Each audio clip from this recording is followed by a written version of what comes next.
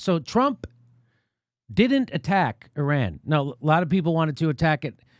This is from the New York Times. Trump urged to launch an attack. Trump listened to the skeptics who said it would be a costly mistake. He heard from the generals and his diplomats. Lawmakers weighed in, and so did his advisors. But among the voices that rang powerfully for President Trump was that of one of his favorite Fox News hosts, Tucker Carlson. We made a joke on this show that, hey, maybe Trump watched Tucker Carlson. We made a joke.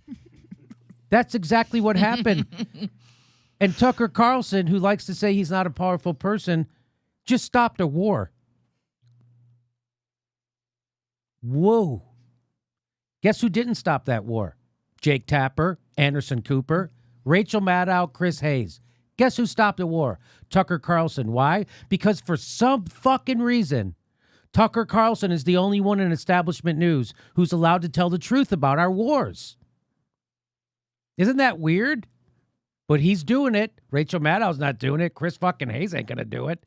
Jake Tapper's certainly not going to do it. Anderson Cooper ain't going to do it unless you can print it on a T-shirt. Here is Tucker Carlson doing it and stopping a war. Oh, my God. While national security advisors were urging a military strike against Iran, Mr. Carlson in recent days had told Mr. Trump that responding to Tehran's provocations with force was crazy. It's also crazy for the Times to use the term Tehran's provocations. Yes. What does that mean? Tehran basically responding to American provocations. That's what that means. Yes. You mean Iran shooting down a drone that's flying in their country? Yeah. Tehran, and by the way, they warned the drone. They warned America twice about the drone being in their airspace. And they just kept flying. And then they finally. Yeah.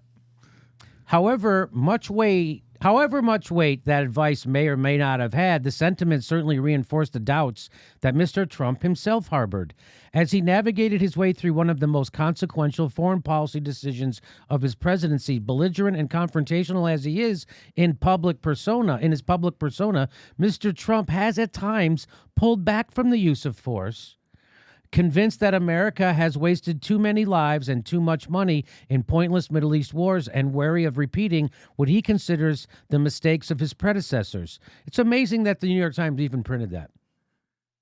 It's amazing they even printed that much. As Mr. Carlson and other skeptics have argued, a strike against Iran could easily spiral into a full-fledged war without easy victory. That Mr. Trump was told was everything he ran against. And so that's true. And guess has the ear of the president? A non-interventionist, Tucker Carlson. Thank God Trump doesn't watch MSNBC or CNN or CBS News or ABC News, because they're all beating the drum for war right now. Thank God he doesn't watch Brian Williams. That's for goddamn sure. Here is Adam Schiff. Now, Adam Schiff is lamenting that the problem with Trump is that we can't go to war now because the people in the Middle East don't trust him. He says the evidence of Iran's attack on the ships is strong. So that's a guy lying. It is not strong. It's the exact opposite of that. In fact, it's obvious that was made-up propaganda. So Adam Schiff is a war propagandist. He's a lying war propagandist. He's a shill. He's not a truth teller. He doesn't have integrity, and he is the moral superior of no one. Adam Schiff is the moral superior of fucking no one. In fact, he's one of the worst type of people in the world. He'll lie to the people who vote for him about a war. That's who Adam Schiff is, just like most of the Democrats. And that's why we have Trump. That's why we have Trump. So he lies. He says the evidence of Iran's attack on the ships is strong. That's a lie. We should be leading an international effort to protect the seas and reduce the risk of conflict. That's also a lie. Instead, Trump policies have left us isolated and the region unstable. That is also a lie. The maximum pressure campaign has failed maximally. No, you have failed, Adam Schiff. And here's what Adam Schiff has to say. Here, you want to hear him? This is exactly what you were talking about, right, Aaron? Here, yep. Watch this. Is there any question in your mind that it is Iran and its Revolutionary Guard that is behind these attacks? There's no question that Iran is behind the attacks. I think the evidence. So what would you say if you were interviewing him and he said that? Well, I mean, you'd have to ask him what his evidence is, in the same way that you'd have to ask him, which people really failed to do, when he said that he had seen more than circumstantial evidence of collusion.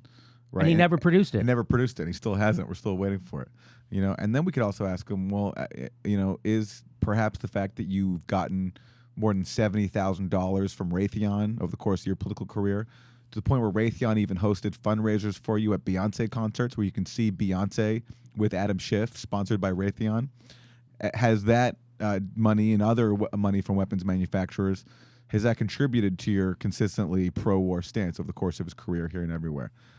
So he's doing this interview on CBS News. CBS News, their expert on the war is a guy, an admiral. What was his name? Sandy. You texted it to me, right? That link. Sandy Winnefeld. So their expert at CBS News is a retired admiral named Sandy Winnefeld, and I'm like, I got a feeling when an admiral retires, he just doesn't stop getting income. And we found out, he just won an election to the board of Raytheon.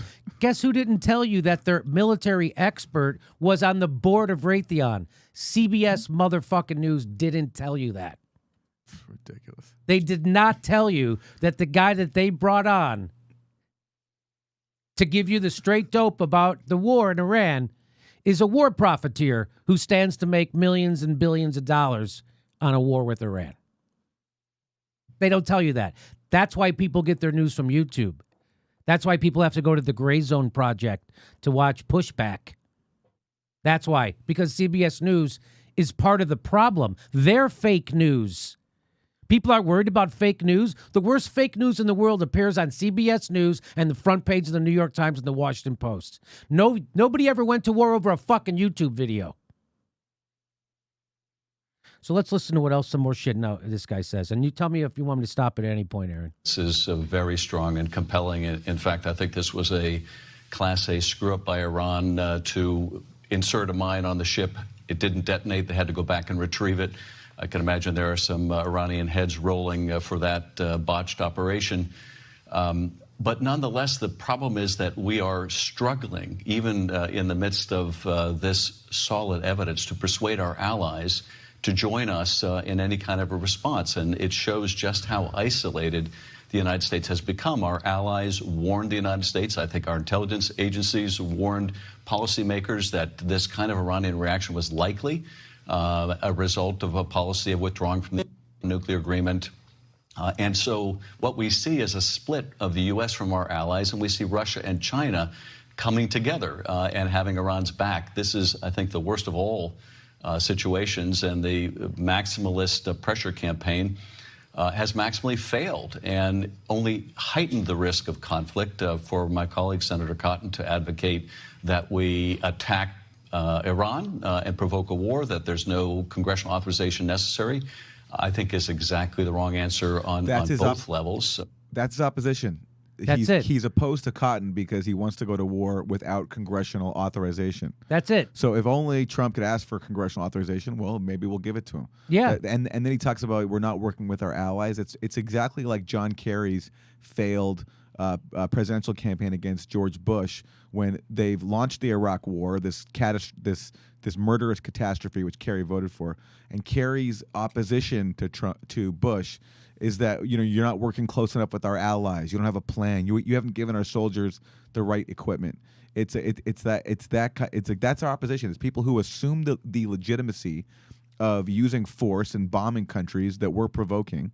And by the way, and criticizing our way of going about that, not questioning the underlying right that we assert to attack people. And he mentions that this results from Trump's withdrawal of from the Iran deal, which I'm glad he's acknowledging. But then the follow-up there is, okay, so then why haven't the Democrats been forcefully advocating and making that an issue? Why haven't there been protests trying to get the U.S. back in the Iran deal? Because this was Obama's thing. Right. And it was a very positive development. Now, there are some cynical reasons behind it in terms of Obama tried to collapse Iran's economy with awful sanctions. It didn't work. and because of that, we got the Iran deal. But still, it's still, it was a good thing that it happened, and it reduced tensions, and it helped, reduce the suffering of the Iranian people, or it had the potential to. But Schiff isn't talking about restoring that. He's just talking about the superficial tactical issues with how Trump is going about it. Yeah. He's upset that that we're losing credibility in the region, and that's the term they like to use. Trump is losing credibility in the we're losing credibility in the region. You know what? Go ahead. Adam Schiff has lost credibility here in California. Yes. Why do I want him in California? Well, here's also the very and wait a minute, I'm so sorry, sure. but the whole point is why I thought Democrats were freaked out about Donald Trump having control of the military. What? I thought they were freaking out. I thought the whole thing is, you want that guy able to push that button and get us into a nuclear holocaust? Do you want that? They're okay with it. Turns out they are, because they're all paid by the same people. Donor. Raytheon. Just talk to us first. Just go ahead, Mr. Trump. Go ahead and bomb them, but just talk to us. Yeah. Come on, let us give you Let us approval. in. So Adam Schiff, who's been running around for 3 years saying that Donald Trump is a Russian asset, that Donald Trump is being controlled by Vladimir Putin and is a traitor to our own country. He's okay with him running our military. Yeah. He's okay with that. Well, if he comes and asks us, we'll let him go. So that's how you know these guys. And that's what a guy looks like when he's fucking lying you into a war. That's the look Adam Schiff has on his face when he's trying to lie you into a war. See that look? That's Adam Schiff lying you into a war. That's the look he gets. And that's how I can tell he's lying us into a war. I'm like, oh, he's got his war lie face on. That's Adam Schiff. That's exactly what he looks like when he's lying you into a war. And that's why we have Trump, because both parties are bought by the same goddamn people. And I know a lot of people don't like it in the Democratic Party. I'm very unpopular with the Democratic Party, and I wear that as a badge of honor. And I'm not going to sheepdog progressives into a party that actively cheats them and works against them. That is fucking fool's errand. And anybody doing that should stop. What do you think about that? What do you think about that? Well, listen, I think the Democratic Party is fundamentally corrupt, and I don't want to make, absolute conclusions that it's impossible to be redeemed, although I think that's probably the case. But and you don't think it's going to happen? I don't think if I had to bet, I don't think that. I think Narratan will quit and the Democratic Party and just go join the Republicans like they're supposed to. Yeah. I mean, that's the problem. People like Narratan and Debbie Wasserman Schultz, these are Republicans in any other era. Yeah. I do think that they are the primary obstacles to actually a just and humane world, because they're the ones standing in the way of creating a real left that could actually challenge the far right and win back all the people who've been duped by Trump and his gang into thinking that they're going to take on powerful interests when they're really not. They're serving powerful interests. But the problem is you have Democrats who are like Adam Schiff, who are presented as the alternative. Well, they're never going to win anybody over, because they're ultimately, as you say, pursuing the same policies, just in a friendlier way and in a more dishonest way, really, because they pretend to be progressive and liberals. And this really puts them in a quandary, because they have to still look on their face as they're opposing Trump, as they still support a war with Iran. Exactly. That's right. very hard for them to do. And I love Chuck Schumer said, well, I'm afraid he's going to blunder us into a war, as opposed to the well laid out planned wars you guys did in Iraq and Libya. Yeah. You mean unlike those, you fucking... Yeah. In Afghanistan, which we're still there for no reason whatsoever. No one can tell you why we're in Afghanistan. Well, you know what I think is also interesting is that people forget that there are real sociopaths and psychopaths in government. That's one. Mm-hmm. Right? Like, they don't really, you can bitch and complain about your boss at work or maybe family members, but it seems like people forget that you might see a movie with a sociopath and you're like, oh my God, or a pathological psychopath. They're in positions of power in our country. Yeah. And that's why we're here. Mostly president and vice president. Mostly that's where they reside. The sociopaths are usually the head of banks on Wall Street, the head of fossil fuel companies, and the head of our political organizations. If you don't think Narratan is a sociopath, then you need to go look up that word again, because I showed you how she advocated for stealing the oil of Libya so that people don't get upset and maybe won't want to do our next foreign war like Syria. That was her. That's what she said. And Julian Assange revealed that, and so that's why she wants him in prison. And if you want a journalist in prison for revealing the crimes of the powerful, then you're a fascist. And that's what Neera Tanden is. She's a fascist. And she wants to invade other countries, steal their natural resources, and she wants to put the people in prison who want to tell people about that. That's called a fascist. And so she's one of the most powerful Democrats in Washington, D.C. She's the head of the Center for American Progress, which is one of the most powerful and well-moneyed think tanks in the entire country. That's Neera Tanden. She knows the owner of, the guy who's the president of Google. They're on first-name basis. They could shut me down anytime they want. And Neera Tanden has come at me publicly on Twitter saying that she wants to shut us down. So that's the world we're living in. So that's why there is no Democratic Party. There's a Democratic Party, but it's not a Democratic Party. We have two Republican parties. And then we have people like me who keep trying to tell people we have two Republican parties. And they keep saying, why don't you make fun of the Republicans? I am making fun of the Republicans. They just call themselves Democrats. Boom. Yeah. And we'll be fucking right back. So there's more to this. So watch how here's how the Hill covered this, right? So the Hill says U.S. finds itself isolated in the Iran conflict. Imagine that. Why wouldn't everyone want to go along with another fucking war in the Middle East that we want to do? Why wouldn't they? It's because of Trump, I bet. Yeah. Goddamn Trump. Goddamn Trump. Here it is. As for the tanker attacks, one need not be a Trump supporter or a hardline Iran critic to believe that Tehran was behind them. This is the Hill. For one thing, such attacks would signal a return to Iran's maritime mischief. Maritime mischief! Oh, maritime mischief, yes. Mischief. Yes. Axis of evil, maritime mischief. Maritime mischief of decades earlier, which prompted the U.S. Navy to destroy half of Iran's fleet in 1988. They leave out that part where we took down an airliner, passenger airliner. Passenger airline, and we're also supporting Saddam Hussein as he was gassing Iranians and murdering and the them. Kurds. Yeah. But again, like basically every time one of these pieces invokes a historical claim like that, it's false. It's just false. But everything, we're such a propagandized culture that all these things that are taking to be, that all these things that paint us in a benign light or in a positive light are just taken to be truth. It's just truth. Like you don't question that. Right. And the problem is there's so few of us who are challenging propaganda. So like you see claims like this, and it takes a research effort to go back and correct everything. And that's how. But they get away with it because they just lie and they assert that they can just repeat historical lies by virtue of the fact that it serves the ruling class. So this is how, to me, this is what Orwell talked about when they would go and rewrite the past in the history books. Yeah. So that's what this is. Yeah. So they don't literally take out a history book and rewrite it, but when you go and they present history, it's whitewashed. Yeah. And so this is the history that the establishment is presenting you.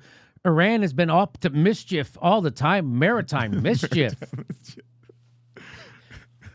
And they leave out that Sounds like fun. Like I want to go and participate.